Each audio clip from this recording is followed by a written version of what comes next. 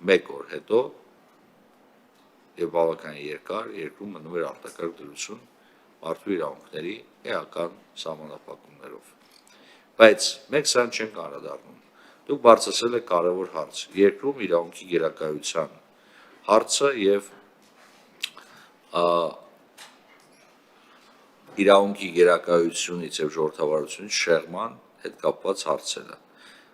որոնք քննարկման առարկա կարող են դառնալ։ 19:00 բանաձևը իրոք կարևորագույն բանաձև է, որով մենք պետք է առաջնորդվենք։ Ոչ միայն մենք, այլ նաեւ մեր դատարանները, դատախազությունը, քննչական մարմինները, իրավապահ մարմինները, քաղաքական իշխանությունները եւ ազգային ժողովի պատգամավորները։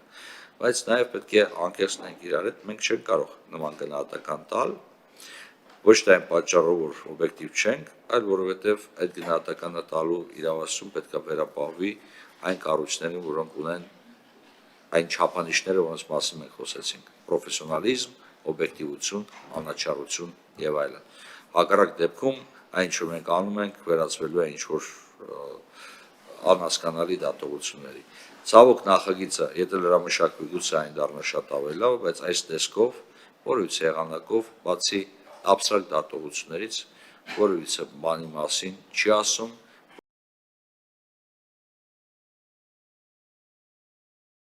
որևիցե ավելացված հավելյալ արժեք այս քննարկմանը չի փոխանցում եւ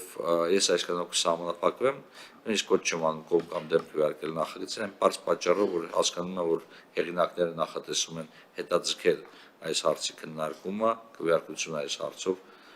լրամշակել, պետք է լրամշակեն եւ ներկայացնեն լսումներից հետո։ Դրա համար այսքանով կսահմանափակվեմ, հարգելի գործընկերներ, բայց մի բան պետք է ասեմ, ժողովրդավարությունը դա ամենօրյա գործընթաց է, չկա մի երկիր, որտեղ ֆիքսվել է ժողովրդավարություն եւ վերջ։ Դու կամ ունենում ես ժողովրդավարության զարգացում կամ ժողովրդավարությունից հետ նահանջ։ Ես չեմ տեսնում Հայաստանի Հանրապետությունը ժողովրդավարության հետ նահանջի նախադրյալներ, բայց ցանկացած ժողովրդավարական պետություն կարա բախվի նման խնդրին։